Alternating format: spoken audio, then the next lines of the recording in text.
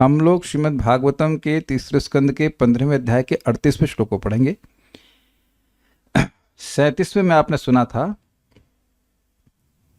एवं तदैव भगवान अरविंद नाभ स्वानाम विबुद्ध सदतिक्रममार्य हृदय तस्मिन् ययौ परमहंस महामुनीनाम अन्वेषणीय चरणौ चलयन् सहस्री। एवं इस प्रकार तदाइव जब ये शापित हुए उसी समय भगवान अरविंद नाभ, जो भगवान की नाभि कमल के समान है, वे स्वानाम विबुद्ध सद अतिक्रमम, अपने भक्तों के द्वारा, अपने पार्षदों के द्वारा ब्राह्मणों का अतिक्रमण हुआ है, ये विशेष रूप से जानकर वह भगवान जो आर्य हृदय हैं, जो आर्यों को, सज्जन पुरुषों के मन को प्रसन्न करने वाले हैं, तस्मिन उस स्थान पर, यानी कि वैकुंठ के 7वें द्वार पर ययो चले गए। वह भगवान कैसे हैं तो कह रहे हैं परमहंस महामुनीनाम अन्वेषणीय चरणौ। अरे भाई क्या कर रहे हैं आप लोग साइलेंट होकर कुछ भी कीजिए, पब्लिक में डांट लगती, शर्म नहीं आती है। वो परमहंस महामुनि नाम, जो परमहंस हैं, महामुनि, उनके द्वारा उनके भगवान के दोनों चरण अन्वेषणीय, खोजे जाने योग्य हैं। बेसिकली परमहंस को इस जगत से कुछ नहीं चाहिए होता है, और वह भी भगवान के चरण को खोज रहा है। जरा विचार कीजिए, हम तो छोड़ दी सब बातों को कल, जिसे कुछ नहीं चाहिए, जब वो किसी एक चीज को खोजेगा तो बहुत ही उत्कृष्ट होगी कि नहीं, पहली बात ही। और जब आप किसी एक चीज को खोज रहे हैं तो आप समझ रहे हैं उसकी इंटेंसिटी कितनी ज्यादा होगी। क्या ये कैच किया आपने? मुझे बस केवल ये चाहिए। जब आप किसी व्यक्ति को ऐसा भावना होती है कि मुझे केवल ये चाहिए, उस इंग्लिश में कहेंगे एक्सक्लूसिविटी, उस अनन्यता के कारण उसकी जो इंटेंसिटी होगी खोजने की, बहुत जबरदस्त होगी। कहाँ मिलेगा, कहाँ मिलेगा, डेस्परेट हो जाएगा। ये बात है नहीं कि वह भगवान के चरण महामुनियों को और परमहंस, मतलब परमहंस महामुनियों को भी डेस्परेट कर देते हैं कि चाहिए चाहिए चाहिए चाहिए। ठीक है ना? उनको चलाते हुए, मतलब भगवान अपने चरणों को दर्शन इसलिए करा रहे कि शांत हो जाएं, लक्ष्मी जी के साथ वहां पहुंचते। तो एक टीका कल रह गई थी मेरे से, उसको भी देख लेते हैं। लक्ष्मी जी के साथ क्यों गए, यहां पे आ रहा है वंशीधरी, बड़ी रुचिकर है। यहाँ पे उसको हम ठीक कर दे रहे हैं। पहले जो हमने कुछ बोला था, सहश्री अर्थात चूंकि लक्ष्मी जी उनके साथ आईं और उन्होंने स्वयं को छिपाया नहीं, इससे भगवान ने अपने द्वारपालों को उनके अपराध की गंभीरता का बोध कराया। अब इसको थोड़ा समझिए बात। देखिए, कभी कोई हल्की फुल्की घटना है तो पति चला गया, सेटल कर दिया, लेकिन पत्नी को भी ला रहा है, इसका मतलब है कि जो अपराध या घटना है बहुत खतरनाक हुई। ये बात आपको समझना चाहिए। ये तो क्लियर हो गया, वो द्वारपालों के बारे में बात थी। अब वंशीधरी देखिए कहते हैं, बड़े रुचिकर है, कहते हैं परंतु मुझे ऐसा प्रतीत होता है, मतलब भगवान सोच रहे हैं कि उनको ऐसा प्रतीत होता है कि वे मुनि नैष्टिक कठोर व्रती हैं, ब्रह्मचारी हैं, इसलिए स्त्री दर्शन से संकुचित होकर मुझसे कुछ भी नहीं देख, समझ आती नहीं है अपने पार्षदों को क्या कर रखा है बहुत हमको इसलिए हंसी आ रही है क्योंकि मैं अधिकार पूर्वक हंस सकता हूं, क्योंकि आचार्यों ने ऐसा लिखा है ना। ये तो हम लोग देखे ही हैं कि ब्रह्मचारी आश्रम में जब रहते हैं तो माता जी लोग होते तो हम लोग संकोच करके निकल जाते थे, तो उधर कोई बात नहीं करते थे, ज्यादा स्वाभाविक सी बात है। तो भगवान सोचे कि भाई स्त्री को देखेंगे तो थोड़ा संकोच हो जाएंगे। हम ऐसा नहीं कि हमको ही शाप दे दो या हमसे गुस्सा हो जाए, शायद इसलिए सहश्री लक्ष्मी जी के साथ भगवान आए। देखिए, ये बेसिकली जरूरी नहीं है कि बात सत्य हो, ये उत्प्रेक्षा की जा रही है। भक्त लोग ना इस प्रकार से करते हैं, मतलब they are seeing like this, they are seeing like this. हमको बहुत अच्छा लगा था ये। अगला भी है और भी देखिए। या फिर ये बड़ा इंटरेस्टिंग है, यदि कोई पुत्र क्रोधित हो जाए तो पिता द्वारा सैकड़ों उपायों से समझाने पर भी वह शांत नहीं होता। दिस इज वेरी नाइस, ये देखा गया है। फिर लेकिन माता के थोड़े से आग्रह से तुरंत शांत हो जाता है। इस तरह मुनियों का क्रोध शांत करने के लिए ही भगवान लक्ष्मी जी को साथ लाए, इसलिए सहश्री कहा गया। ये तो बड़ा अच्छा लगा हमको, एक प्रैक्टिकल देखा। कभी आप देखिए, जो लड़का थोड़ा बड़ा हो जाता है तो झगड़ा हो ही जाता है पिताजी से, तो माँ शांत कराती है। पिताजी को नहीं होता है, शांत होता ही नहीं, गुस्सा करता जाता है। तो इसलिए भी लक्ष्मी जी को लेके, यानी कि बच्चों को बच्चा मान रहे हैं, भाई भगवान के बच्चे तो सभी हैं, तो वो 4 कुमार जो है क्रोधित हो गए तो क्या माता को देख करके शांत हो जाएंगे, ये अर्थ है। या फिर भगवान क्या, हाँ ये इंटरेस्टिंग, और या फिर भगवान क्या उन मुनियों से कुछ कहेंगे, यह देखने के लिए कौतुकतावश लक्ष्मी जी स्वयं ही भगवान के साथ आ गई कि भाई ये जो घटना हुई है, अरे भगवान को मालूम चला है तो अन्य को भी तो मालूम चला है, लक्ष्मी जी को भी मालूम चला है, तो अभी सोच रहे हैं कि भगवान जाके वहाँ क्या बोलेंगे, तो उनसे रहा नहीं गया तो उनके साथ वो आ गए। ये सहश्री का अर्थ है। तो उम्मीद है कि you tested this, now will go forward. अब भगवान वहाँ पे जब पहुँचे हैं तो स्वाभाविक सी बात है कि 4 कुमार उनको देखे। तो ये 5 श्लोकों में भगवान की उस अपूर्व, अद्भुत, अचिंत दिव्य सौंदर्य का वर्णन हो रहा है, जिसको 4 कुमारों ने देखा था। और ध्यान देना है कि इससे पहले ऐसा सौंदर्य उन्होंने नहीं देखा था। तो हम लोग अब बोलेंगे, आप प्रयास कीजिएगा मेरे पीछे बोलने का। तम त्वागतम प्रतिहृतौपैकम स्वपुंभिस्ते चक्षताक्ष विषयम स्वसमाधिभाग्यम। तं त्वागतं प्रतिहृत्योऽप्याकिम् औपीकं स्वपुंभिस्ते चक्षताक्ष विषयं स्वसमाधिभाग्यम। तम त्वागतम प्रतिहृतौपैकम स्वपुंभिस्ते चक्षताक्ष विषयम स्वसमाधिभाग्यम। तं त्वागतं प्रतिहृतोपैकं स्वपुंभिस्ते चक्षताक्ष विषयम स्वसमाधिभाग्यम। हंसश्रियोर्व्यजनयोः शिववायुलोलत् शुभ्रातपत्र शशिकेसरशीकराम्बुम्। हंस नहीं आएगा, देखिए हंसा बोलेंगे तो आएगा। हंसश्रियोर्व्यजनयोः शिववायुलोलत् शुभ्रातपत्र शशिकेसरशीकराम्बुम्। व्हाट अ फोकस, मन बना, भागवत बना है ना, एब्सोल्यूट फोकस्ड, तो बोल पाएंगे। तम त्वागतम प्रतिहृतौपैकम स्वपुंभिस्ते चक्षताक्ष विषयम स्वसमाधिभाग्यम। तं त्वागतं प्रतिहृतोपैकं स्वपुंभिस्ते तम त्वागतम प्रतिहृतौपैकम स्वपुंभिस्ते चक्षताक्ष विषयम स्वसमाधिभाग्यम। ओके।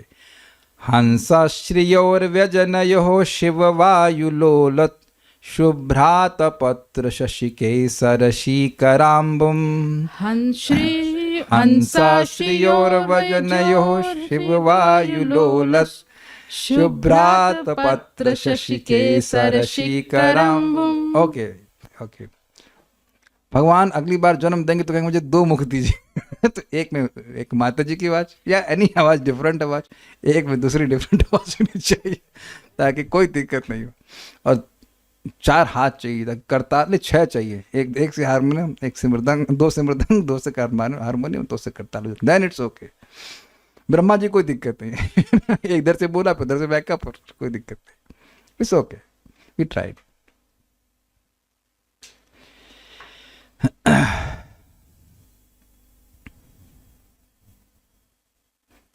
सनक इत्यादि मुनियों ने देखा कि भगवान विष्णु जो भावमय समाधि में पहले उनके हृदयों के ही भीतर दृष्टिगोचर होते थे, अब वे साकार रूप में उनके नेत्रों के सामने दृष्टिगोचर हो रहे हैं। पहले हृदय में देखते थे, अब यहाँ पे देख रहे हैं। सिंपल सी बात। जब वे छाता तथा चामर, छाता मतलब छत्र, प्रॉप लाने की जरूरत नहीं है, चामर समझते हैं आप? मैं जानना चाह रहा था कि चामर समझते हैं कि नहीं, फोटो में नहीं दिखा पाया, लेकिन चामर वो जो सब इसमें बाल होते हैं ना, याक टेल विस्क इंग्लिश में कहते हैं, सफेद सफेद से बाल होते हैं ना उसके, वो हाँ मोर पंख को चामर नहीं कहते हैं, भ्रमित हो जाएंगे। जी जी, मोर पंख को चामर नहीं कहते हैं, जिससे हवा करते तो हवा तो आप मोर पंख वाले पंख से भी करते हो, वो नहीं, जो सफेद सफेद होता है वो जानना जरूरी, सफेद होना जरूरी है उसका, ठीक है। जब वे छाता तथा चामर जैसी साज सामग्री सहित अपने संगियों के साथ आगे आए तो श्वेत चामर के बालों के गुच्छे धीमे धीमे हिल रहे थे, मानो दो श्वेत हंस हों, तथा अनुकूल हवा से छाते से लटक रही मोतियों की झालरें भी हिल रही थीं, मानो श्वेत पूर्ण चंद्रमा से अमृत की बूंदें टपक रही हों अथवा हवा के झोंके से बर्फ पिघल रही हो। अब ये ऐसे तो नहीं पकड़ेंगे, इसको जरा फोटो देखते हैं तो कुछ समझ में आएगा। फोटो है, इसी मैंने डाली है। ये फोटो देखिए, थोड़ा ध्यान से आप देख पा रहे होंगे। ये चामर दिख रहा है कि आपको एक पार्षद जो है वो चामर ढुला रहे हैं। तो आप देखिए चामर का जो मतलब रूप है, शेप है, वह एक हंस जैसा है कि नहीं स्वीकार कर रहे होंगे। तो आप देखिए पहले की पॉइंट को पकड़िए। ये हमने एक और फोटो डाली है, ये देखिए ये हंस दिख रहा है। हंस के पीछे वाला भाग देखिए गोल गोल सा होता है कि नहीं, ऐसा स्पष्ट दिख रहा होगा। तो उस तरह का चामर दिख रहा था। मान लो भगवान दोनों तरफ चामर से हंसों से युक्त हों। ये समझ में आ रहा है? ये रिप्रेजेंटेटिव फोटो है, बट उम्मीद है कि आप समझ पा रहे होंगे। ये हंस देख लीजिए पहले, और अब आप इस चामर को देखिए जो यहाँ पे दिख रहा है। आई होप में पता नहीं दिख रहा है, नहीं दिख पा रहा है, वो आपको जूम पे रहना होगा तो मैं दिखा रहा हूँ फोटो। क्या सब लोग यहाँ तक समझ गए? दिख रहा है, दिख तो रही है, समझ में आ रहा है, लेकिन समझ में आ रहा है कि नहीं? देखिए क्या होता है, ये सारे जो श्लोक हैं ये ध्यान मंत्र। तो जब एकदम अच्छे से समझेंगे तो इस श्लोक को बोल करके आप भगवान का स्मरण कर सकते हैं। आज हम लोग गीता में कुछ सुन रहे थे ना, क्या सुन रहे थे? मन मना सुन रहे थे, नहीं कल सुन रहे थे, मन मना भव मद भक्तो मदयाजी माम नमस्कुरु। इस प्रकार से मन भगवान में लगता है। अच्छा भाई, ये उपमा जो चामर की दी गई थी श्वेत हंस, ये क्लियर हो गया, ठीक है। अब आप देखिए छत्र को, ये छत्र दिख रहा है आपको जो भगवान के ऊपर है, वो कोई भक्त उनको बुला रहे हैं। अब इसमें पता नहीं दिख रहा है कि नहीं दिख रहा है, अंदाज से देखिए। अब देख रहे हैं कि कुछ भगवान के ऊपर हल्का हल्का व्हाइट व्हाइट से गिर रहा है। क्या ये देख पा रहे हैं? हम फोटो को एक्सपैंड नहीं कर सकते, अपनी आंखें तेज कीजिएगा, इसी में देख लीजिएगा। Can you see little bit, हल्का हल्का, बहुत इन्होंने बहुत अच्छे से बनाया फोटो को, हल्का हल्का पानी से गिर रहा है। तो हो क्या रहा है कि भगवान जो है उनके ऊपर छत्र है, और वो छत्र है व्हाइट कलर का। तो मान लीजिए कि लोटस है वो उल्टा रखा गया है। पहली उपमा ये दी जा रही है, उल्टा रखा गया है, और एक कमल में पराग, जो पराग समझते हैं, पराग कण नहीं, आई मीन क्या बोलते हैं बायोलॉजी में, जो अंदर से में, अरे लंबे लंबे धागे जैसे होते, क्या कहते हैं उसको? पोलन ना, पोलन ग्रेन्स जिसके ऊपर टिके होते हैं, मैं उसकी बात कर रहा हूँ। रेशे, एग्जैक्टली रेशे कहते हैं इंग्लिश में। वर्ल, वर्ल नहीं, मुकुंद सेवनी बायोलॉजी आपकी बहुत कमजोर है। वर्ल, वर्ल बोलते हैं, वर्ल ऑफ पोर्ट ना, एंथर्स, यस यस, शादी शुक्ला माता, you good, you are good. Biology में एक से एक लोग पढ़े हुए, हमारी बायोलॉजी कमजोर थी, ठीक है। तो आप समझ सकते हैं कमल, मैं फोटो दिखाता हूँ, समझा दूंगा। इसमें पीछे है, आगे की तरफ, ये देखिए ये कमल है। हमने इसे जानबूझ के कमल को उल्टा लटका दिया है और इसकी कुछ, अब क्या कहेंगे उसको, जो भी कहते हैं आप, ये जो पीले पीले दिख रहे हैं आपको, ये देखिए आगे इसमें मोती सा कुछ है ना। तो अब हो क्या रहा है, इसके नीचे वाली फोटो देखिए, भगवान के ऊपर छत्र है, छत्र पर मोतियों की माला लटक रही है, और वो मतलब एक आध दो, इसमें तो खाली एक ही दिखा है, एक आध दो मोती नहीं है, बहुत सारे मोती उसमें लगे हुए हैं। तो एक उपमा दी जा रही छत्र की यह है कि भगवान के ऊपर जो छत्र है वह एक कमल के समान है, और उसके जो मोतियां हैं वो केसर के समान है। संस्कृत वर्ड है केसर, केसर मतलब जो उसके येलो वाला पोर्शन आप कह सकते हैं, परागकण को जो धारण करता है वो बात है। अच्छा, दूसरा एग्जाम्पल और दिया जा रहा है कि ये जो छत्र है, एक मिनट और बात, और इन मोतियों से कुछ बूंदे पानी की गिर रही हैं। हो ये रहा है कि चामर डुलाया जा रहा है, और अनुकूल वायु से, जो अनुकूल वायु है, एक सुगंधित मंद मंद वायु जो वैकुंठ में बह रही है, उससे जो छत्र के में मोती हैं, और मोतियों पे जो पानी है वो धीरे धीरे भगवान के ऊपर गिर रहा है। ये समझ रहे हैं इक्वेशंस सारी? तो अब इसकी तुलना क्या दी जा रही है, जो पानी गिर रहा है वो अमृतमय पानी है, उसकी तुलना दी जा रही है कि मान लो कि ये जो ये छत्र है ये एक सफ़ेद चंद्रमा के समान है, और चंद्रमा जैसे अपनी रोशनी से अमृत स्राव करता है, उसी प्रकार से ये जो चंद्रमा रूपी छत्र है, ये छत्र रूपी चंद्रमा जो भी मतलब छत्र है जिसकी तुलना चंद्रमा से की जा रही है, उसकी बूंदें मोतियों से हो करके भगवान के ऊपर गिर रही हैं, वो जो मोतियों से पानी गिर रहा है। प्रभुपाद जी ने एक और तुलना की, हम समझ मिला नहीं मेरे को, लेकिन कि मान लो कोई बर्फ है और बर्फ पे हवा लगती है तो पिघलती है। तो ऐसा लग रहा है कि छत्र एक बर्फ के समान है, क्लियर, उस पे जो हवा अनुकूल लग रही उससे पानी बह बह करके भगवान के ऊपर गिर रहा है। ये भी प्रभुपाद ने समझाया है। लोटस वाला समझा दीजिए, देखिए। अच्छा एक चीज़ बताइए, पता नहीं कितने लोगों ने देखा है, मैं नहीं समझा पा रहा हूँ, लेकिन बहुत जगह ठाकुर जी के ऊपर घर में विग्रह होता है तो एक आसन देते हैं और आसन के ऊपर एक ऐसा छाता होता है और छाते के ऊपर लोटस का डिज़ाइन बना है। सबको समझ में आ रहा है? कोई अगर ऐसा देखा हो वृंदावन में तो बहुत बार आप देखेंगे, बहुत जगह। आप इस्कॉन वृंदावन में जाइए, देखिए जहाँ पे गिरिराज जी हैं, शालिग्राम हैं, वो सब के ऊपर एक ऐसा आसन पे बैठाते हैं भगवान को और ऊपर एक छत्र होता है और छत्र भी लोटस की तरह होता है। तो वहाँ लोटस ऐसा नहीं होता है, लोटस ऐसा होता है। ये तो बिल्कुल स्पष्ट समझ में आ रहा होगा। तो कह रहे हैं कि ये फोटो देख के ही समझ में आ जाएगा कि ये जो छत्र है ये उल्टे इन्वर्टेड कैमल के समान है। और आप समझ रहे हैं कि ये जो पर आप कहेंगे सेंटर में होना चाहिए, तो थोड़ा सा काव्य है, थोड़ा समझिए इस बात को। ये जो मोती लटक रहे हैं इसके साइड्स में, किनारे में, वो क्या है, वो उसके केसर के समान, एग्जैक्ट वर्ड इज केसर। तो ये केसर मुझे इसलिए समझ में आ रहा है क्योंकि कुछ दिन पहले भक्त आए थे जम्मू से, राजेश प्रभु, तो वह मुझे केसर ली, तो अब मुझे समझ आ रहा है केसर मतलब जो केसर का फूल होता है उसके अंदर का जो रेशे वाला भाग होता है उसको केसर कहते हैं। मुझे बस दिक्कत ये हो रही थी, बीइंग अ इंजीनियर बैकग्राउंड में, सोच रहा केसर तो यार सेंटर में होता है और ये किनारे है, ऐसे कैसे हो रहा है? तो यहाँ पे चक्रवर्ती पाद कहते हैं कि ये अतिशोक्ति अलंकार है। अतिशोक्ति अलंकार क्या होता है? जरूरत से ज़्यादा बोलना। जैसे कि उसकी, मान लो कोई स्त्री के लिए, तुम्हारी सुंदरता तो इतनी ज़्यादा है कि उसको देख कर के सूर्य की रोशनी भी कम पड़ गई। अब ये ज़्यादा हुआ कि नहीं हो गया? तुम देख कैसे रहे हो? सूर्य के प्रकाश में ही ना, है ना? तो इसे कहते हैं अतिशोक्ति अलंकार। तो ये कुछ मतलब इस प्रकार का प्रयोग किया जाता है काव्य में बहुत अधिक, ताकि उससे ब्यूटी प्रस्तुत होती है। तो भगवान के छत्र की उपमा दो चीज़ों से की जा रही है, चंद्रमा से और कमल से। उम्मीद है कि यहाँ तक आपका बैकग्राउंड बन गया होगा। अब हम आगे बढ़ते हैं।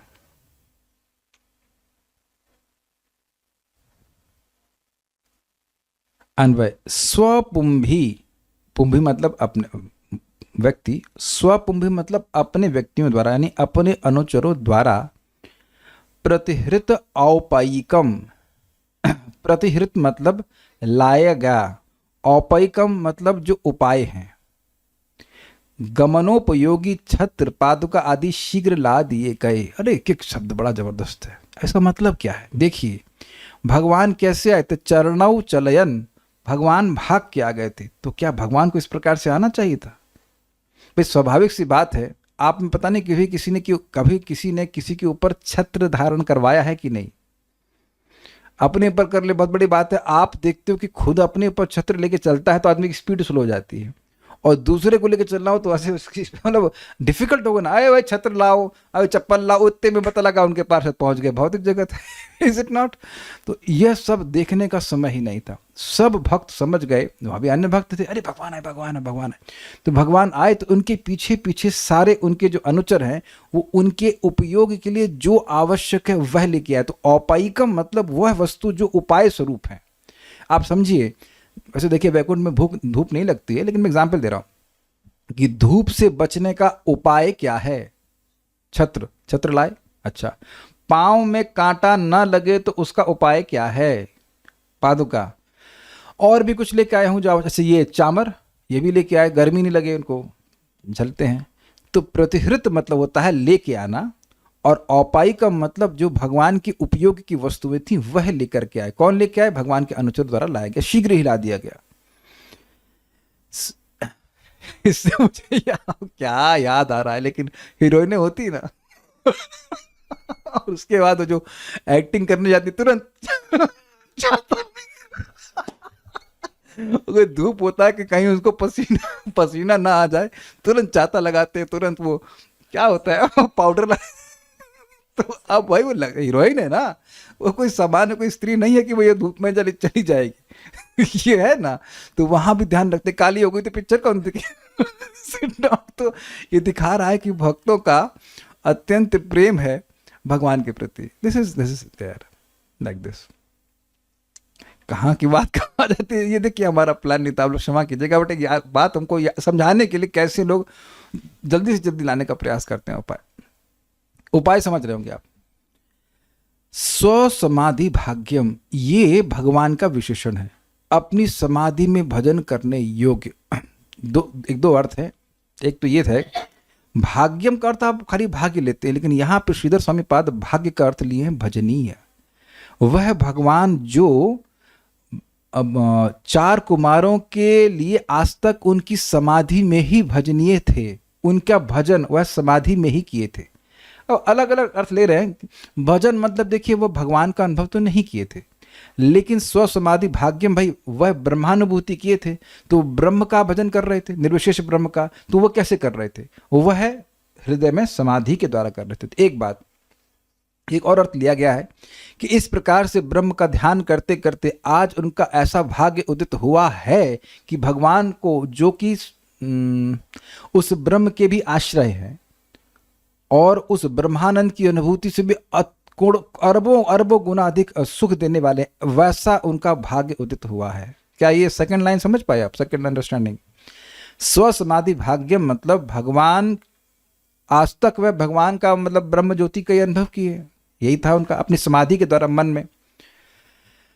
लेकिन आज वह करते करते उनका यह भाग्य उदित हुआ है कि साक्षात भगवान को देख पाएंगे। ऐसे भगवान को अक्ष विषयम, भगवान को नेत्रों के सामने स्थित देखे। अक्ष विषय मतलब आंखों के विषय भगवान बन गए थे। लेकिन बड़ी सुंदर बात बताई गई थी चक्रवर्ती पाद के द्वारा। इससे यह नहीं समझ लेना चाहिए कि भगवान कोई भौतिक विषय है, जैसे हम आंखों से चीज़ों को देख पा रहे हैं क्योंकि भौतिक विषय है। तो भगवान अगर 4 कुमारों को दिख रहे हैं, इसका मतलब यह नहीं है कि वो भौतिक वस्तु हैं। क्यों? क्योंकि स्व समाधि भाग्यम, जिनको उन्होंने समाधि में ही उनका भजन किया था, वह आज दिख रहे हैं। मतलब कहने का आशय यह है कि भगवान अपनी स्वेच्छा से अपने सच्चिदानंद स्वरूप को प्रकट कर रहे हैं। नहीं तो अगर वह सभी के अक्ष के विषय होते तो स्व समाधि भाग्यम शब्द नहीं होता। मैं बोले ही जा रहा हूँ, ये समझ में भी आ रहा है कुछ उनको तो विश्वास नहीं हो रहा है कि सब बातें समझ में आ रही हैं। अरे बड़े परेशान लग रहे हैं। जितना आप परेशान हुए ना, उसका 3-4 गुना मैं परेशान हुआ। कल से समझते बैठ रहा हूँ कि क्या बोल रहे हैं क्या बोल रहे हैं। परेशान तो नहीं है, इस is a different kind of anxiety कि क्या बोल रहे हैं। I think you are appreciating.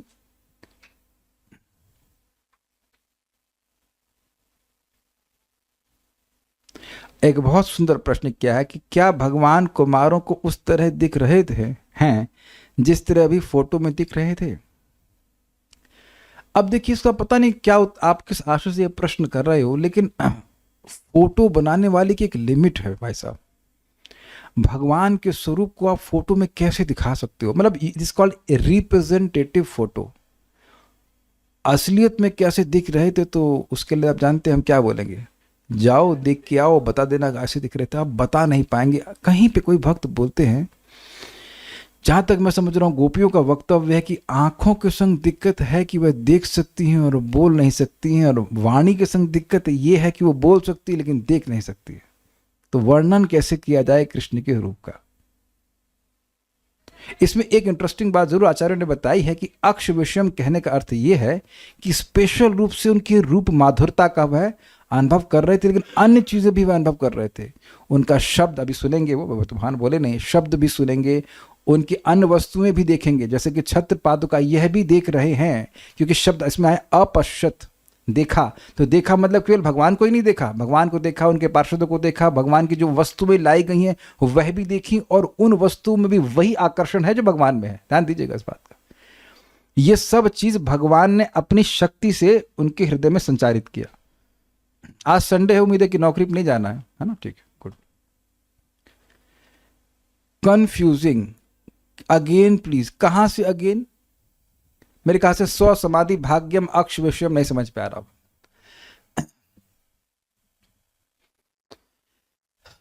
जब इंद्रियां बाह्य होती हैं तो भगवान की अनुभूति नहीं होती, तो क्लियर एकदम स्पष्ट है। तो स्व समाधि भाग्यम, आज तक वह अब समाधि में, स्व मतलब अपनी समाधि के द्वारा जिनका भजन किए थे वह आज उनकी आंखों के सामने है कि नहीं? ये बात बोल रहे, ये तो समझ में आ रहा होगा। दूसरा अर्थ है कि अपनी समाधि के द्वारा वो जो पवित्र हुए हैं उससे उनका परम भाग्य यह हुआ है कि आज भगवान उनके सामने आए। देखिए कोई कठिनाई नहीं है। हम लोग दूसरे स्कंद में सुन चुके हैं, जब भगवान ने ब्रह्मा जी को दर्शन दिया था और हाथ भी मिलाया था, तब तो बोले थे ना कि ये हमारी जो भी तुम्हारी तपस्या, कोई भी कुछ तपस्या कर रहा है उसका परफेक्शन यही है कि वह मुझे तुम्हारे अपने सामने साक्षात दिखे। तो उम्मीद है कि आप समझ रहे होंगे जो समाधिस्थ होकर के ब्रह्मा जी ने तपस्या की, उसका फल ये था, उसका भाग्य ये था, भाग्योदय ये था कि वह भगवान को साक्षात देख पाए। ये बात है। कुछ अब तो समझ में आ गया होगा, अब तो मुश्किल नहीं है। थोड़ा सोचिए भी। अब यहाँ पे भगवान की जो वस्तुएं हैं उनके बारे में बात कर रहे हैं। हंस श्रियो, हंसों के समान श्वेत वर्ण वाले। श्रिय का मतलब यहाँ है शोभा वाले। तो हंस के समान श्वेत वर्ण वाली शोभा से युक्त व्यजनयो, दो चामरों को, दो चामर थे, शिव वायु लोलत, एवं अनुकूल वायु से हिलते हुए। शिव का मतलब अनुकूल, वायु मतलब वायु, और लोलत मतलब हिलते हुए। शुभ्र, क्षमा कीजिएगा, शुभ्र आतपत्र। आतपत्र मतलब होता है छत्र, और शुभ्र का मतलब होता है सफेद। श्वेत छत्र के शशि केसर शीकर अंबुम। शशि मतलब चंद्रमा के समान, केसर मतलब लटकते हुए मोतियों की माला से गिरते हुए शीकर अंबुम, जल की बूंदों से युक्त। सीकर देखिए, थोड़ा समझिए, आप घर में यूज़ करते हैं उसको। एक फूल झाड़ू होती है तो सीख झाड़ू, तो उसको भिगो दीजिए पानी में और ऐसे छिड़क दीजिए, तो छिड़क वो जो बूंदे आएंगे उसको सीकर कहेंगे। उनकी बूंदों से युक्त तम तो उन भगवान को आगतम यानी आए हुए ते अचक्षत, उन मुनियों ने देखा। थोड़ा ये बीच वाला सेक्शन फिर से समझाता हूं।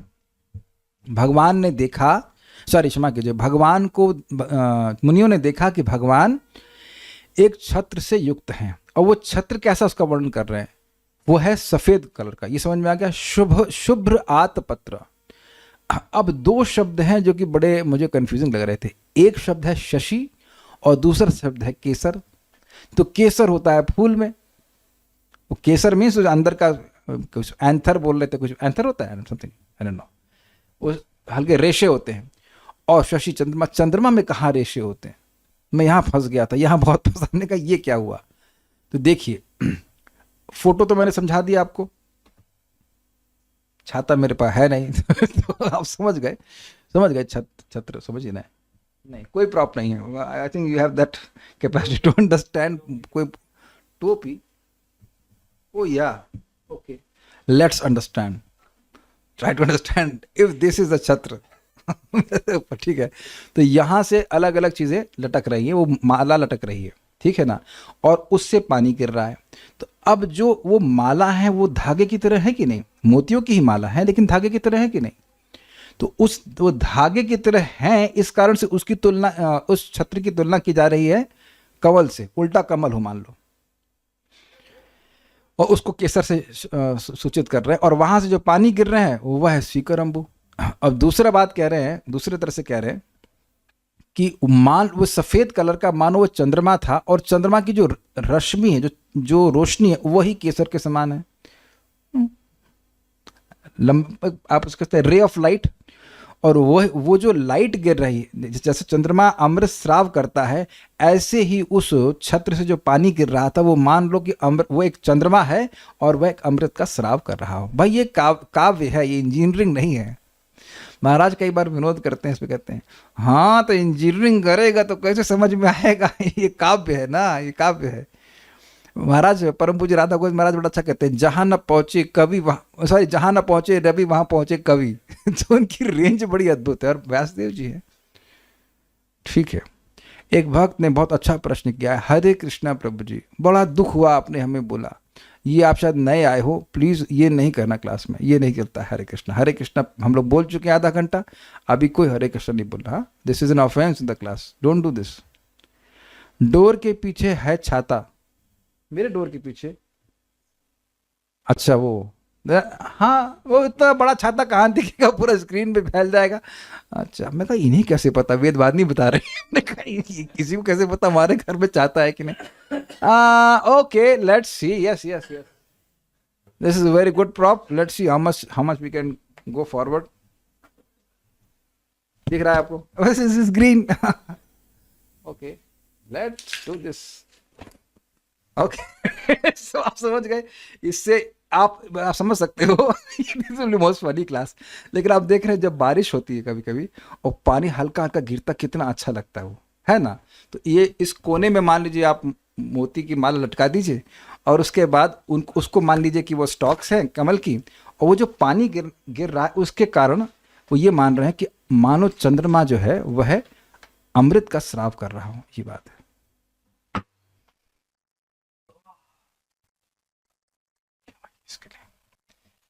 मैं ये सोच रहा हूं कि how can somebody speak like this, धारा प्रवाह। ये कौन बोल रहे हैं? मूलतः कौन बोल रहे हैं? ये बोल रहे हैं सुखदेव गोस्वामी, है ना?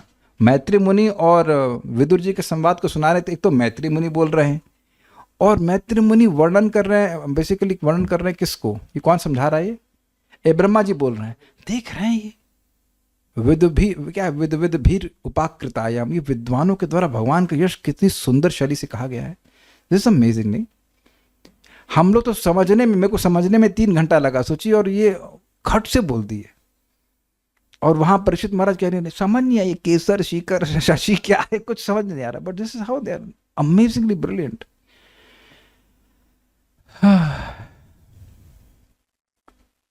अब एक कह रहे हैं भक्त कि इससे मोती भी लटका सकते हैं। हाँ भैया, इसी का पेमेंट हो रहा है ना कि समझ ना पाए तो छाता लेके घूमे टीचर। ये पानी कहाँ से आ रहा है? एक और इंजीनियर पैदा हो गए। अरे वैकुंठ में कुछ भी हो सकता है भाई। वैसे आपके हम साथ हैं, हम भी बहुत देर तक सोच रहे पानी कहाँ से। क्योंकि हमारा अनुभव यही है कि भाई ऊपर से बारिश होती है तब छाते पानी गिरता है, तो यहाँ पानी कहाँ? ये अद्भुत बात है कि हम इस भौतिक जगत की लिमिटेशन को वैकुंठ में लगाते हैं। पानी कहाँ से? ये बहुत ही मजेदार है क्योंकि 4 कुमार के पास तो अरे भाई 4 कुमार तो बेचारे भागेंगे, अभी चाहता तो नहीं हुआ। ओह कृष्ण कृष्ण हो गया, I must control myself. ओह बाप रे, कितना सीरियस मैटर है, हम लोग इतनी जोर से। ओके ओके ओके, आगे पढ़ते भाई, ठीक है। ये प्रश्न बनाए रहेगा, हम आगे पढ़ते हुए। तम तू आगतम, उन्होंने देखा कि भगवान आ गए, तब मतन भगवान को देखा। प्रतिहर्तौपैकम सपुंभिस, उन्होंने देखा कि भगवान के पार्षद उनके उपाय के लिए जो भी आवश्यक चीजें वो लेके आए, स्वपुंभी अपने पार्षदों के द्वारा लेके आए हुए।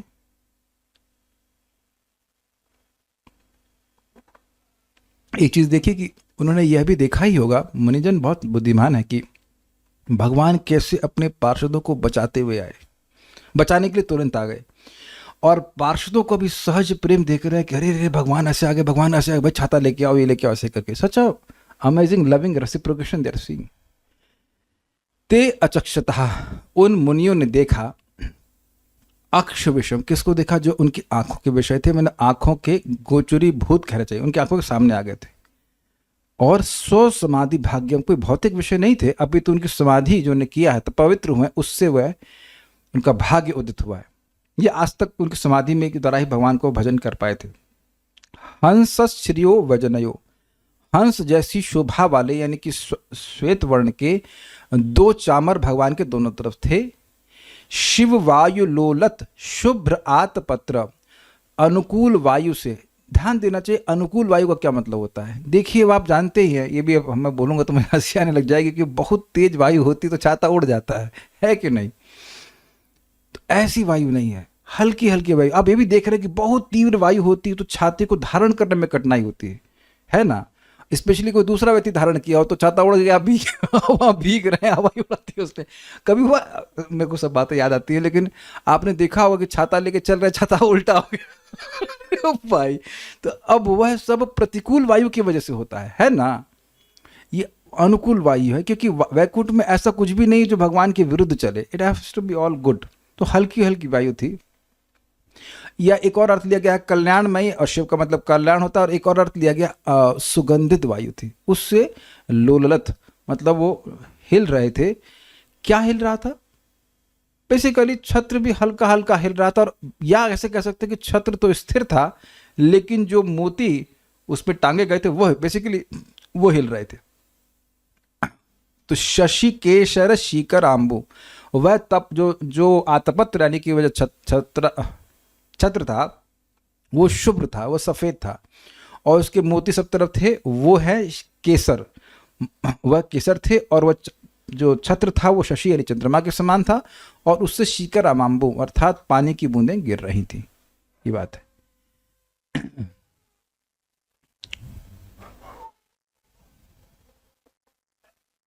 Okay, so will go forward.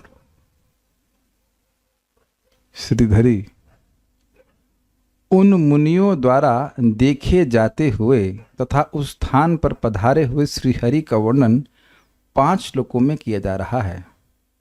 आए हुए श्री भगवान को उन मुनियों ने देखा। इस श्लोक से 5वें श्लोक तक अचक्षत यह क्रिया होगी। क्या मतलब है? आपने यहाँ पे अचक्षत शब्द सुना है, यद्यपि अगले श्लोकों में वह शब्द नहीं आएगा, लेकिन आपको उसमें जोड़ लेना होगा कि देखा, ऐसे देखा, ऐसे देखा, ऐसे देखा, ऐसे करके। श्री भगवान के अनुचर शीघ्र ही गमनोपयोगी उनके छत्र पादुका आदि को ला दिए थे।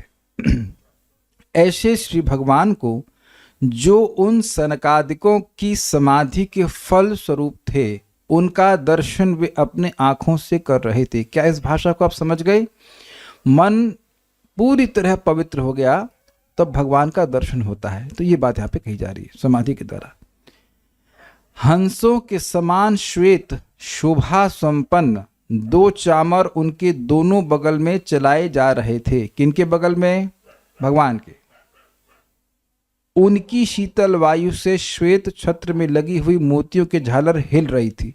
अब देखिए ये भी एक अंडरस्टैंडिंग है। दो अंडरस्टैंडिंग आ रही हैं। एक कि चामर की हवा से अनुकूल वायु है और वह मोतियों की झालर को हिला रही है, या ऐसा भी हो सकता है जो मैं समझ पा रहा हूं कि वायु बह रही है और उसकी वजह से जो छत्र है उसकी माला हिल रही है। दोनों बातें हो सकती हैं।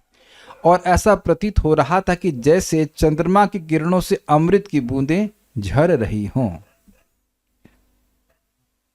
वो मोती की माला हिल रही है और उसमें कुछ पानी की बूंद हैं जो गिर रही हैं। तो तुलना की जा रही कि वो छत्र कैसा है? चंद्रमा के समान। तो जैसे चंद्रमा अपनी किरणों के द्वारा अमृत स्राव करता है, वो किरणें ही उसकी बूंदें हैं, तो ऐसे ही लग रहा था कि मानो वह जो छत्र है उससे जो पानी की बूंदें गिर रही हैं उन मोतियों की माला के थ्रू होते हुए वह अमृत की वर्षा हो रही हो। ये बात कह रहे हैं। सारार्थ दर्शनी, वहां मुनियों द्वारा अनुभव किए गए भगवान की गई होना चाहिए। वहां मुनियों द्वारा अनुभव की गई भगवान की माधुर्यता का वर्णन 5 श्लोकों में किया गया है। जब भगवान का साक्षात्कार हुआ तो मुनियों ने न केवल उनके संपूर्ण रूप माधुर्य का अनुभव किया, बल्कि उनके वाणी आदि की मधुरता को भी भगवान की स्व विषयक रति शक्ति से अनुभव किया। यह समझना आवश्यक है। ये थोड़ा समझिए क्या कहा गया है। देखिए, पहली बात यह कि वह भगवान के रूप को देखे, तो रूप बहुत प्रोमिनेंट था। लेकिन अब समझाई, मैं पहले समझाया आपको, एक विषयाकार चित्त होता है, एक ब्रह्माकार चित्त होता है, और एक चित्त जो भी भक्ति आकार कर लीजिए, जो भगवान को पकड़ सके। जो विषयाकार चित्त है वो हमारा अभी है, जो हाँ विषयों को पकड़ता है, मतलब भौतिक वस्तुओं को पकड़ता है। उसके लिए कुछ मेहनत नहीं करनी पड़ती, समझ रहे ना। रसगुल्ला मीठा होता है, गुलाब वटेवर गुलाब की सुगंध होती है, वो हमारी इंद्रियां अपने आप नैसर्गिक प्राकृतिक स्वाभाविक रूप से पकड़ लेती हैं, लेकिन ब्रह्म की अनुभूति नहीं करती हैं, बिल्कुल नहीं कर रही हैं। अब जिसका ब्रह्माकार चित्त है, यानी कि चित्त ऐसा हो गया कि ब्रह्म को पकड़ने लग गया, तो वह इस जगत की विविधता को नहीं पकड़ेगा कि ये अच्छा है बुरा है, ऐसा कुछ नहीं। वो केवल ब्रह्म की अनुभूति करता है। ये भी समझ में आ गया। लेकिन जैसे विषयाकार चित्त ब्रह्म की अनुभूति नहीं कर सकता, ऐसे ही ब्रह्म की अनुभूति करने वाला व्यक्ति भगवत अनुभूति नहीं कर सकता। ये समझ में आ गया। अच्छा, तो अब ये भगवान के दिव्य स्वरूप की अनुभूति क्यों कर पाए, क्योंकि भगवान ने उनको अपनी रति शक्ति प्रदान करी। स्व विषयक जो भगवान के संबंध में रति शक्ति है, उसका कह सकते शक्तिपात इन 4 कुमारों पे किया। हृदय में भगवान के प्रति रति जागृत कर दी, ये बात बोल रहा है। तब ही भगवान के रूप का अनुभव कर पाए। भक्त्या माम अभिजानते, अब तो समझ में आ रहा है। रति मतलब आकर्षण, प्रेम। भाव भक्ति को रति कहते हैं। तो उसी तरह से रति शक्ति, रति यानी प्रेम भगवान ने जागृत कर दिया। इसलिए भगवान का वह रूप का, वाणी का, भगवान की जो दिव्य सुगंध है, उस सब का वह अनुभव कर पा रहे थे। भगवान में तो सभी चीजें हैं, रूप रस गंध सब कुछ है, तो उसका वह अनुभव कर पा रहे थे। प्रमुखतः यहाँ पे वह रूप का अनुभव किए हैं। अभी भगवान कुछ बोले नहीं है। भाई देखिए, इसको हम लोग कई बार समझा चुके हैं कि जो भगवान के मित्र हैं, सखा हैं, तो मान लीजिए पेड़ है, तो भगवान उस पेड़ के पीछे ऐसे हल्का सा भी जाते हैं, तो वो जो समय, जितने समय भगवान पेड़ के पीछे रहते हैं, कुछ क्षणों का होगा, वह उनको युगों के समान लगता है। इतना आकर्षण भगवान में है। स्वयं गोपियों ने कहा है कि त्रुटि युगायते त्वाम अपश्यताम। त्रुटि समझते हैं, ये जो पलक गिरने का समय है, उतने समय तक वह कृष्ण को न देख पाती थी, तो वह युग के समान लगता है। जड़ ऐसे ना, ब्रह्मा जी को फिर गाली देती है कि वो जड़ हैं। मछली को जब मछली नमक के पानी में रहती है, वहां बना दिए कि वो झपकाएगी नहीं। और हम लोग जो है यहाँ पे 2 आंखें दी हैं और उसको झपकाने की व्यवस्था भी करते हैं। कह रहे इंद्र है, इंद्र को 1000 आंख दी हैं और हजारों आंखें दी हैं, और क्या करता है, अप्सराओं को देखता है। हम लोगों को आंखें दी हैं और 2, और वह भी झपकने वाली। तो कहने का आशय यह है कि क्योंकि उनकी भगवान में प्रीति है, इस कारण से भगवान के रूप का जो मधुरता है वह अनुभव कर पा रहे हैं, है ना। तो यहां ये बात बताई कि अनुभव हुआ भगवान की कृपा से हुआ। अच्छा, तम तु आगतम, उन्होंने वहां पधारे हुए भगवान को देखा, लेकिन किस प्रकार देखा, तो कहते हैं स्वपुंबी प्रतिहृतौपयिकम, अर्थात उनके अपने पार्षदों द्वारा मार्ग में लाकर समर्पित किए गए जो यात्रा में उपयुक्त छत्र, चामर, पादुका आदि थे, उनसे सुशोभित देखा गया है कि महाराज लोग कभी कहीं जाते हैं, देखा गया तो कई बार देखा गया कि उनके सेवक हैं, वो तुरंत उनके लिए जूता लेके आते हैं, कोई मोजा पहनाता है, इत्यादि इत्यादि। अच्छा, ऐसा नहीं कि वो महाराज जी नहीं कर सकते हैं, लेकिन क्योंकि शिष्यों का प्रेम होता है इसलिए वो आगे से करते हैं। ये भी देखा गया है कि महाराज लोग कहीं बैठते हैं तो बैठने से पहले सैफरन रंग की चद्दर उस कुर्सी पे बिछा देते हैं। तो क्या उसके बिना नहीं बैठ सकते हैं? लेकिन नहीं, वो प्रेम है, ऐसा कर रहा है, तो ये प्रेम दिखा रहा है। ये बहुत सुंदर बात है कि भगवान सुंदर रूप आदि से सब युक्त हैं ही, लेकिन देखिए व्यक्ति सुखी होता है जब उसके संबंध बहुत अच्छे होते हैं। तो कितनी सुंदर बात है कि अनादि काल से भगवान के सारे जो उनके सेवक हैं वो उनके प्रेमी हैं। ये दिख रहा है कि नहीं, स्वपुंबी प्रतिहृतौपयिकम is a festival for them. जब भी भगवान का दर्शन हो रहा है वो उनके लिए एक उत्सव है। अहो, इस समय भगवान स्वयं बाहरी प्रांगण को अलंकृत कर रहे हैं। लैंग्वेज देखिए भाई साहब, भगवान अपने अंतःपुर से बाहर आए हैं, ये नहीं बोल रहे हैं, बाहर के आंगन को वह अलंकृत कर रहे हैं, सुशोभित कर रहे हैं। उनके आने से ही जो बाहर का आंगन है, आंगन से मेरा मतलब है जो बाहर का द्वार वाला स्थान है, वह है बहुत सुंदर लग रहा है। सब लोग आश्चर्यचकित है। ऐसा नहीं वो सोचते हैं अरे अनादि काल से देख ही तो रहे हैं, क्या नया क्या है कि नहीं, ये बात है।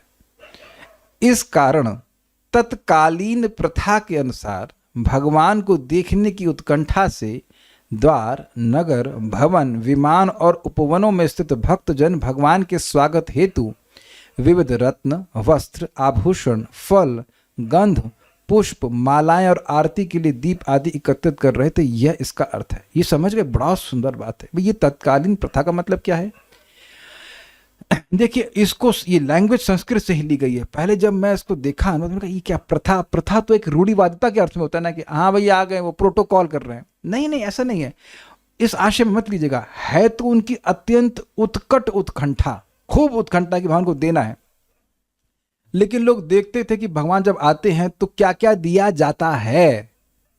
What is normally given when Krishna comes, Vishnu comes, ये अर्थ है। जैसे सुबह सुबह आप मंगल आरती में जाएंगे तो वहाँ दाल चावल का भोग लगाने तो नहीं जाते हैं। आप कभी सोचे दाल चावल जल्दी जल्दी दाल चावल बनाओ, 3:30 बजे उठ कर वो कृष्ण बलराम को भोग लगाना, ये प्रथा नहीं है।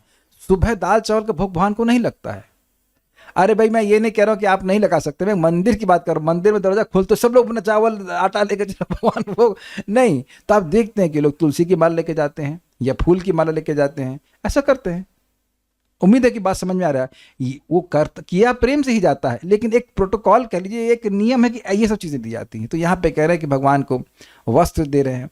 अब स्वाभाविक सी बात है, भगवान वस्त्र पहन के तो आए थे, कुछ और वस्त्र दिया हो, कुछ पत्र मतलब पट्टा बोलते हैं क्या, समथिंग ऑफ दैट सॉर्ट दिया, शॉल टाइप का कुछ दिया हो, रत्न दिए जा रहे हैं, आभूषण दिए जा रहे हैं, ऐसे करके। ये हमको बोल रहा हूँ तो फिर हंसी आती है कि जब जगन्नाथ जी जाते हैं तो लोग तो सब ऑफर करते हैं। आप कभी जाइए वहां पे लुधियाना, नहीं यहाँ नहीं, लुधियाना की रथ यात्रा में, तो वहाँ भक्तों का बड़ा भाव है। लेकिन हम लोग एक बार गए थे, जिसके पास जो आइसक्रीम भगवान आइसक्रीम दे रहा है, कोई थम्स अप पिला रहा है, कोई फ्रूट जूस, वो फ्रूटी दे रहा है भगवान। भगवान दयालु हो, सब स्वीकार कर लेते हैं, लेकिन यहाँ पे है। अच्छा एक और बात, इतने सारे आए कहाँ से?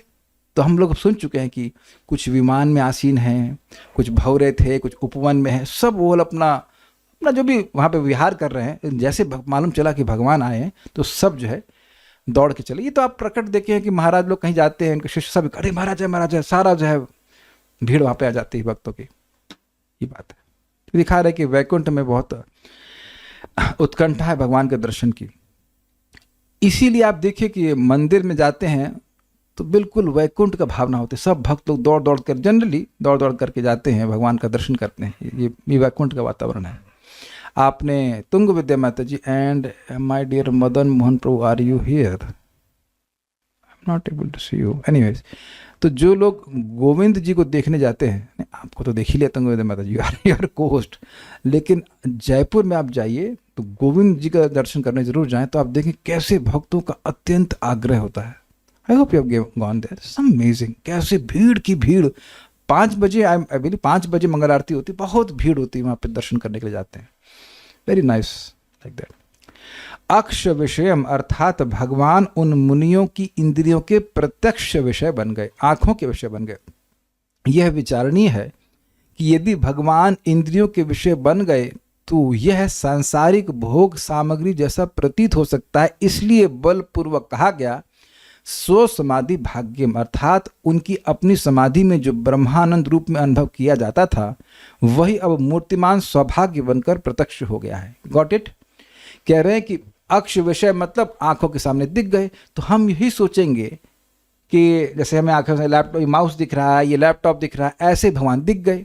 लेकिन नहीं, ये जो भगवान को देखे हैं उन्हीं की अंग कांति को ब्रह्म कहते हैं। तो उस ब्रह्म की अनुभूति उनने समाधि में अपने हृदय में करी थी, कि ये लोग ब्रह्मवादी थे। तो अब उसी का, इंग्लिश में कहूँगा पर्टिकुलराइजेशन, या अगर कहें कि उसी का कंडेंस रूप कह लीजिए, या जो उसके आश्रयभूत है, जो ब्रह्म ज्योति के आश्रय स्वरूप है, उन भगवान को यहाँ पे देख रहे हैं। ये उनका भाग्य उदित हुआ है। ये उनकी इंद्रियों के प्रयास से नहीं हुआ है। इंद्रियों के प्रयास में तो इंद्रियां बाहर जाती हैं, अंदर कैसे जाएंगी? तो स्व समाधि भाग्य मतलब इन्होंने खूब लंबे समय तक ब्रह्म में ध्यान कर एकदम अपनी इंद्रियों को लगा लिए हैं। आज उनका भाग्य उदित हुआ है कि इस ब्रह्म के जो आश्रय है वो भगवान का दर्शन वह कर पा रहे हैं। देखिए एक बात समझ लीजिए कि अगर कोई सोचे कि ये सब इस तरह से मैं बोल रहा हूँ और ऐसे ही समझ में आ जाएगा, तो मुझे शायद हर जगह डिस्क्लेमर लग देना चाहिए कि नहीं समझ में आएगा। आपने एक बार तो कम से कम पढ़ना है, तब आप समझ पाएंगे। नहीं, हमको आप ब्लेम न करना, क्योंकि this you have to think and meditate कि बोला क्या गया है कि नहीं। आप केवल इसकी बात करते हैं, बायोलॉजी पढ़ते तो क्या बस पढ़ करके आ गए और तुरंत सब एग्जाम में लिख दिए? बहुत कुछ विचार करते तब बात समझ में आती है। तो मुश्किल नहीं है, लेकिन एक बार दोबारा जाके पढ़ेंगे तो समझ में आ जाएगा। कोई यह भी प्रश्न नहीं करता प्रभु जी समझ में नहीं आ रहा है। इसका मतलब है, मतलब क्लास के बाद या तो सबको समझ में आ रहा है या फिर कुछ भी समझ में नहीं आ रहा है।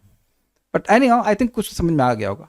अहो, केवल उनके दर्शन से ही हमारी समाधि भी सफल हो गई, ऐसा मुनियों ने अनुभव किया। ये बहुत ब्रिलियंट था, स्व समाधि भाग्य। कभी आप ये बोले हैं अरे हमारा आज बड़ा भाग्य हो गया, मतलब कुछ आपने पहले तपस्या की है जिसका कुछ फल मिला, उसको आप मानते हो कि हमारा बड़ा भाग्य है। ये समझ रहे हैं?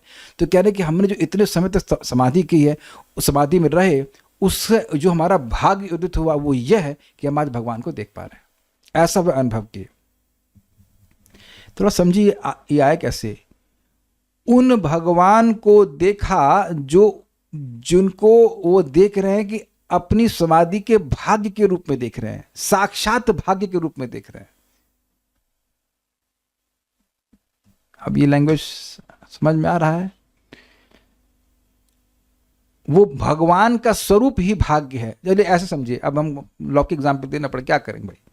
रसगुल्ला कभी किसी को मिला हो तो मानते हो कि भाग्य उदित हुआ? अब ये भी समझ में नहीं आ रहा है। मिष्टी दही कभी खाया है? तुंग विद्या माता जी कभी खाई आप मिष्टी दही? ये तो बेचारी राजस्थान सूखा मामला। रत्नभूषिता माता जी यस। तो जब आप अरे भाई मजा आ गया, तो मजा आ गया मतलब वो प्राप्त होना ही भाग्य माना जाता। हाँ, बहुत अच्छा, बहुत अच्छा। ये कह हम लोग अच्छे से याद है, हम लोग देखो साधु जीवन मतलब प्रसाद बड़ा अच्छा लगता है, तो कहीं कहीं पर चले जाते थे, बड़ा अच्छा प्रसाद मतलब वाह वाह बड़ा भाग्य है। तो भाग्य है मतलब वो उस भोजन को ही, प्रसाद को ही अपना भाग्य स्वरूप दिख रहा है। नहीं देखो, गृहस्थों को समझाने में दिक्कत ये कि आप लोग खूब अच्छा अच्छा खाना बना के खा लेते हो इसलिए समझ में शायद ना आ रहा हो, लेकिन कभी बहुत भूखे हो और बढ़िया प्रसाद मिल जाए तब तो आप मानते वाह वाह वाह वाह वाह वाह। नहीं हो तो आप कभी भूखे होकर मेरे घर पे आना, हमको पिलाएंगे, बता देना पहले से, हम आपको ग्रेप जूस पिलाएंगे। आहा देखना वाह वाह। हमने जब पहली बार पिया ग्रेप जूस, देखिए क्या करो, समझाना पड़ रहा है, तो लग रहा है और ये आज तक क्यों नहीं पिया। Know like that experience, what a भाग्य, हमारा भाग्य ऐसे करके मतलब बहुत सुख हुआ। तो भगवान के स्वरूप को ही मैं अपना भाग्य मान रहे हैं। फिर भी क्या कोई मूर्ख भगवान के दिव्य स्वरूप को भौतिक इंद्रिय विषय मानने की भूल कर सकता है? कितनी सुंदर शिक्षा दी है। देखिए अब ये क्या बोल गए, यही बोल रहे हैं कि इस जगत में लोग कहते हैं कि भगवान का स्वरूप भी भौतिक है। तो अब बेटा भौतिक है तो जो ब्रह्मानंद को अनुभव करने वाला है वह क्या एक भौतिक स्वरूप को देखकर अपना भाग्य मानेगा? इतनी अक्ल होनी चाहिए ना। कितना अमेजिंग है ना। देखिए आप सोचिए कि क्या इधर आप कभी मैं और आप सोचने वाले थे, लेकिन चक्रवर्ती पाद स्थापित कर दिए कि ये से दिखा रहा है कि भगवान का स्वरूप पूरी तरह दिव्य है, क्योंकि जो ब्रह्मानंद में लीन है वह भी अपना महान भाग्य मान रहे हैं कि ये स्वरूप उनको दिख रहा है। देखिए इसी को सीन चेंज कीजिए तो हम लोग श्लोक सुन चुके हैं। परिनिष्ठित नैर्गुण्य उत्तम श्लोक लीलया ग्रहीत चेत राजर्षे आख्यानम तदतीतवान। वहां स्वयं कह रहे हैं सुखदेव गोस्वामी कि मैं तो निर्गुण ब्रह्म में बिल्कुल निष्ठ था, फिक्स था, वहां से हिल भी नहीं रहा था, लेकिन भगवान की उत्तम श्लोक की लीलाओं ने मेरे चित्त को खींच लिया एकदम, और इसलिए मैंने अपना भाग्य माना कि भागवत मुझे सुनने को प्राप्त हुई है। ये बात है।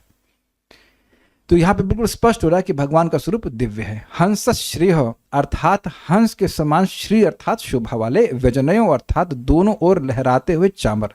व्यजनयो शब्द ये चामर के लिए लहराए थे। शिव वायु लोलत जो अनुकूल मंगलकारी वायु के प्रवाह से लहरा रहे थे। ये विशेषण है इसका। आगे वाले जो मोतियों हैं उन मोतियों का उसके बारे में बात कर रहे हैं। शुभ्र आतपत्र शशि केशरहा, ऐसा जो शुभ्र यानी सफेद आतपत्र अर्थात छत्र है वही चंद्रमा के समान है। उसके केसर अर्थात मोतियों की माला की लटकने हैं जिनसे जल कण टपक रहे हैं और जो भगवान के ऊपर स्थित है। क्या स्थित है? छत्र स्थित है। अर्थात अच्छे से समझाया गया, अर्थात भगवान के दोनों पार्श्व में, दोनों साइड में हंस के समान श्वेत वर्ण के दो चामर थे और उनके मस्तक पर श्वेत छत्र धारण किया गया था।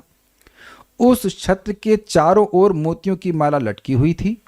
अनुकूल वायु के प्रभाव से वह मोतियों की माला सहित छत्र हिल रहा था और उससे जलकण टपक कर भगवान के शरीर का स्पर्श कर रहे थे।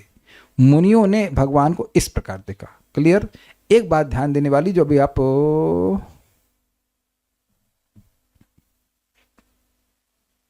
नहीं ठीक है, यहां अतिशयोक्ति अलंकार द्वारा मोतियों की लटकन को केशर के रूप में और छत्र को नीचे की ओर मुख किए सहस्त्र दल कमल के रूप में दर्शाया गया। तो अब आप कहेंगे भाई कमल का तो नाम ही नहीं आया, कमल का तो नाम ही नहीं आया, ये कैसे हो गया?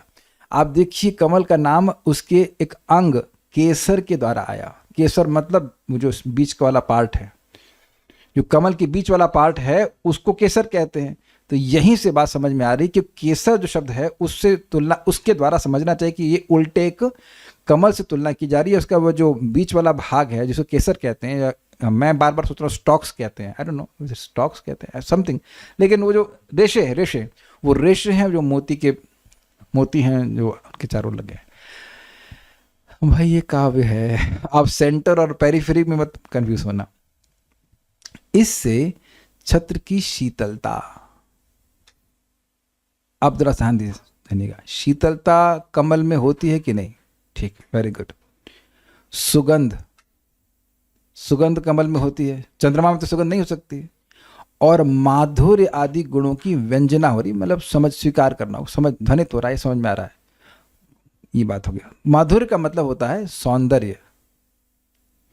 इस प्रकार जल कणों को चंद्रमा से संबंधित बताया गया है, जिससे उसमें अमृतत्व की व्यंजना हो रही है, ये क्या मतलब हुआ? कह रहे हैं कि भाई चंद्रमा से, कमल से क्यों तुलना करी समझ में आ गया, लेकिन चंद्रमा से क्यों तुलना करी कि जैसे चंद्रमा अमृत स्राव करता है तो वैसे ही वो जो बूंदें गिर रही थी, ऐसा लग रहा था कि सफेद चंद्रमा से अमृत स्राव हो रहा हो। तो शशि की तुलना इसलिए करी, वो जो पानी गिर रहा है और छत्र का जो कलर है उसकी वजह से वो चंद्रमा से तुलना कर रहे हैं, और जो केसर है वो माला से कनेक्ट करके वहाँ उसको कमल से तुलना कर रहे हैं। This is the first time of experience कि ये दो जस्ट कंफ्यूज्ड कि भाई एक बात बोलो ये तो चंद्रमा बोलो और ये तो कमल बोलो, जस्ट। यहाँ पे हमने पता है क्या श्लोक अप्लाई किया, तमेव शरणम गच्छा सर्वभावेन भारत तत्प्रसाद। हम ठाकुर जी से प्रार्थना कर रहे हैं, क्या मुंह दिखाएंगे, आज संडे है, फीस्ट खिलाना है, हम क्या मुंह दिखाएंगे? भगवान आप गिरिराज जी, शालिग्राम जी कुछ मदद कीजिए, हम कुछ ठीक ठीक बोल पाए। And this is only Krishna doing. अब एक भक्त कह रहे हैं माधुर्य कैसे? कमल की कमल कितना सुंदर होता है, तो मधुरता का अर्थ क्या केवल स्वीटनेस ही होता है? खाने के शौकीन है ना, इसलिए बस मधुर मतलब स्वीट। अच्छा, कभी कोई व्यक्ति किसी को नहीं बोलता यू आर सो स्वीट, तो क्या तो रसगुल्ले से तुलना कर रहा है आपकी? आपको जिसने प्रश्न किया, कभी किसी ने बोला है आपको यू आर सो स्वीट? अच्छा, तब तो कैसे समझेंगे? बोलेगा, घबराओ मत। तो कभी कोई व्यक्ति बोले आपको यू आर सो स्वीट, है ना, तो स्वीट मतलब रसगुल्ला है। तो मधुरता का मतलब है कि वो सुंदर लग रहा था। एक भक्त बड़ा अच्छा बोल रहे हैं, हमारे क्रोध को एक्साइट कर रहे हैं, कह रहे हैं चामर का अर्थ क्या होता है? अब पूरी रामायण खत्म हो गई, कह रहे कि रावण कौन था? लेकिन आज इतने आनंद में हो कि मुझे खुशी हो रही है कि इस तरह का प्रश्न भी कर सकते हैं। तो बताइए, अब चामर कभी मंदिर आए हैं? अगली बार आप आइएगा इस्कॉन वृंदावन, ये कल सुबह मंगल आरती उठे हैं मंगल आरती के लिए, तो वहाँ देख लीजिएगा, या अभी आरती होने वाली होगी, तो देखना व्हाइट वाला चामर क्या है। कुछ गूगल बाबा से पूछ लो, सब हमसे पूछेंगे आप, हद हो गई। पूरा हो गया, श्लोक पूरा हो गया, चामर क्या होता है। हाँ एग्जैक्टली, अच्छा आपने उदाहरण दिया, गुरुद्वारे में इसको यूज करते हैं प्रोमिनेंटली, ऐसे गुरु ग्रंथ साहब के ऊपर चलाते हैं। यस, तो ये आप लोग फोटो मैंने पहले ही दिखा दी, तो इसकी व्याख्या नहीं कर रहा हूँ, बस इतनी सी बात है कि भगवान दोनों तरफ चामर हिलाया जा रहा है, तो ऐसा लग रहा है कि हंस चल रहे हैं साथ में भगवान के, और जो सफेद छत्र है वो है चंद्रमा के समान लग रहा है, या फिर एक सफेद कमल के समान लग रहा है, ऐसे करके तात्पर्य। इस श्लोक में अचक्षताक्ष विषयम शब्द आया है। भगवान सामान्य नेत्रों से नहीं दिखते, किंतु अब वे कुमारों के नेत्रों को दृष्टिगोचर हो रहे थे। अन्य महत्वपूर्ण शब्द समाधि भाग्यम है। जो ध्यान करता अत्यंत भाग्यशाली होते हैं, वे योग विधि द्वारा भगवान के विष्णु रूप को अपने हृदयों के भीतर देख सकते हैं। प्रेमांजन छुरित भक्ति विलोचनेना संतः सदैव हृदयेषु विलोकयन्ति। किंतु उन्हें साक्षात देखना दूसरी बात। अब ये मजेदार बात है, दो बात है कि भाई हृदय में देखना, लेकिन सामने दिखेंगे तो आप बात भी तो करेंगे, है ना? कुछ भेद देख रहे हैं कि नहीं? आप उसको देख लेना श्लोक, ब्रह्मेति परमात्मेति भगवान इति शब्दते, वहां टीका में 1.2 में तो बोला गया कि भक्ति के द्वारा व्यक्ति भगवान को हृदय में भी देखता है और बाहर भी देखता है। जैसे आप लोग चौथे स्कंद में जाएंगे तो ध्रुव महाराज समाधि के द्वारा भगवान को हृदय में देख रहे थे, लेकिन जब वो सामने देखे हैं उसका एक्सपीरियंस अलग था। तो ये बात है, ये बात समझा रहे हैं प्रभुपाद। यह भाई सामने है, बहुत सारे से सेवा का स्कोप भी बढ़ रहा है, and I can not explain it because it is not is an experience which you can not explain. मतलब मेरे को तो अभी दर्शन नहीं हुए हैं, लेकिन जब ऑब्वियसली नहीं हुए, तो जब भगवान दिखेंगे वो उसका अनुभव हुआ है। जैसे कि आप ध्रुव महाराज के केस में देखेंगे, चित्रकेतु महाराज के केस में देखेंगे, व्यक्ति अपने को ही भूल जाता है। ये बात है, इतना सुख मिलता है। इसीलिए जो कहते हैं कि हम भगवान को देखे हैं और अभी भी बीड़ी पी रहे हैं, तो उनको बोला हम देख रहे हैं कि तुम क्या देखे हो, इज इट नॉट? या हमको एक व्यक्ति बोले 15 दिन आप बोरी पहन लीजिए, हम आपको भगवान दिखा देंगे। हम तो पहले से इस्कॉन में कंटेंट थे, हमने कहा बोरी दिस इज डजंट फॉलो। भागवत में तो बोरी पहनकर भगवान का दर्शन तो नहीं। अरे हमें नाम नहीं बोल सकता हम, लेकिन क्या तो लोग मतलब क्या कहते हैं उसको, थोक के भाव उल्लू बनते हैं। मैंने कहा पहले यह तो बताओ कि भगवान, अरे हाँ भगवान कौन है, हमारे गुरुजी बोले किसी को मत बताओ। हमने कहा फिर तुम कुछ भी सामने रख दो, कहोगे भगवान है, इज इट नॉट? ठीक है, यह केवल शुद्ध भक्तों के लिए संभव। एक बड़ी सुंदर बात आपको बोलूंगा, यद्यपि आप लोगों के और मेरे मन में हो रहा हो कि हमारे लिए तो बहुत मुश्किल है, लेकिन देखिए अब चैतन्य भागवत पढ़ाऊंगा तो आपको स्पष्ट वहां देखेंगे। श्रीवास ठाकुर का एक मुसलमान दर्जी था, very interesting, white has to be there, लेकिन ऐसा था, और उसको भी श्रीमन चैतन्य महाप्रभु ने अपना चतुर्भुज रूप दिखाया। क्यों? क्योंकि वह श्रीवास ठाकुर जी का सेवक था।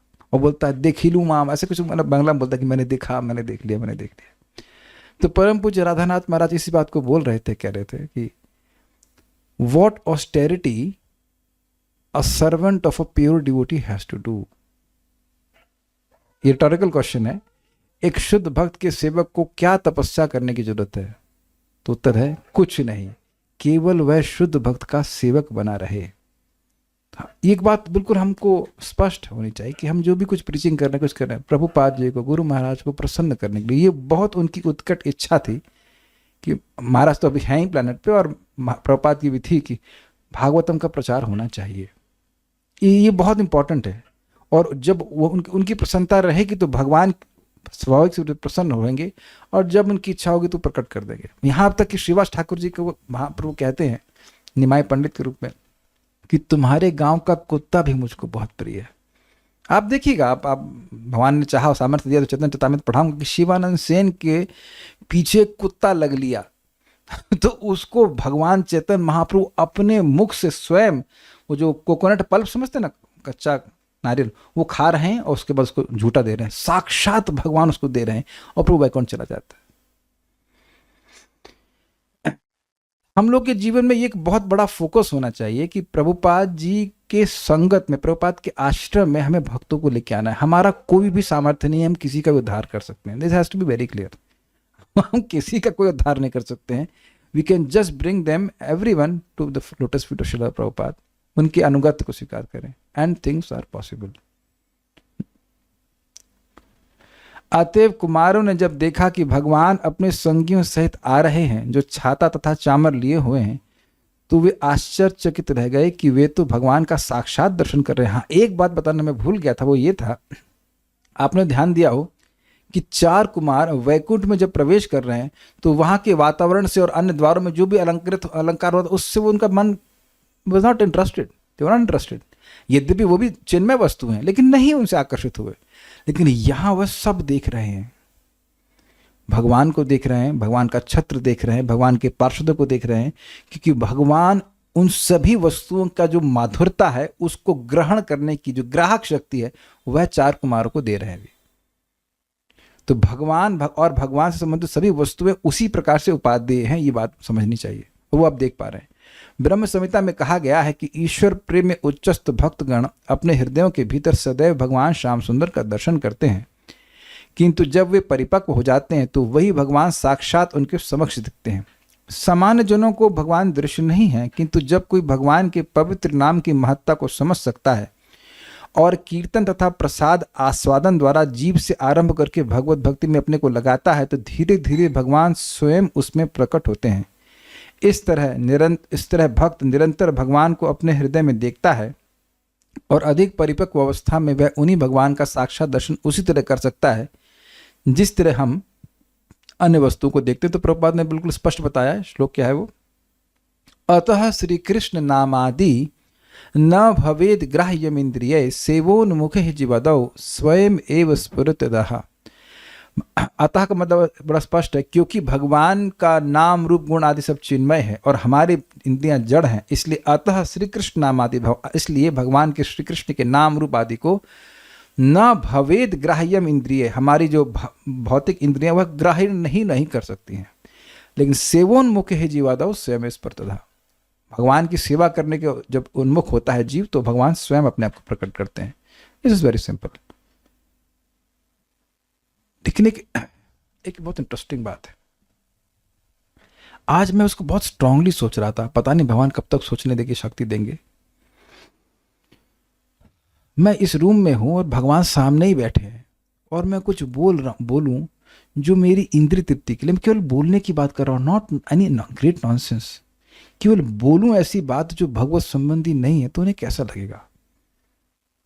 देखिए, आई कैन नॉट एक्सप्लेन कि मुझे कितना डर लगा था इस बात से। आप जो सब भक्त हैं, मैं यहाँ कोई प्रजल, तो कभी मतलब लौकिक एग्जाम्पल कभी कभी देने पड़ते समझाने के लिए, ऐसा कुछ नहीं कि कोई स्प्रिया है बोलने की वहाँ पे, लेकिन डर। अच्छा, आप लोग की हिम्मत है कि अभी कुछ मटेरियल बोल दें? नहीं बोल सकते कि कुछ तो बुद्धि है कि भाई टीचर हैं कुछ है, तो डरेंगे ना, क्योंकि आप भी जानते हैं कि यहाँ हम लोग कि एक टेस्ट है, वी हैव अ टेस्ट कि भाई यहाँ जो करना पब्लिक प्राइवेट में करो, यहाँ नहीं, ये नॉट अलाउड। व्हाट इफ क्या, वो भगवान तो सुन रहे हैं, हमारे हृदय में बैठे हुए हैं इधर भी, तो दोनों तरह से हम कुछ ऐसी बात बोलेंगे जिससे भगवान प्रसन्न भी हो सकते हैं और ऐसी भी बात बोल सकते हैं जिससे भगवान नहीं प्रसन्न। वो एक व्यक्ति है, वो ये सब बातें क्यों कर रहे हो? ये विवेक हम धारण कर ले तो हमारा आत्म साक्षात्कार तो हमारी जीभ पे ही है ना। सेवोन्मुखे का मतलब ये नहीं कि केवल हरे कृष्णा कर रहे हैं, हरे कृष्णा के अलावा ही तो बहुत कुछ बोलते हैं।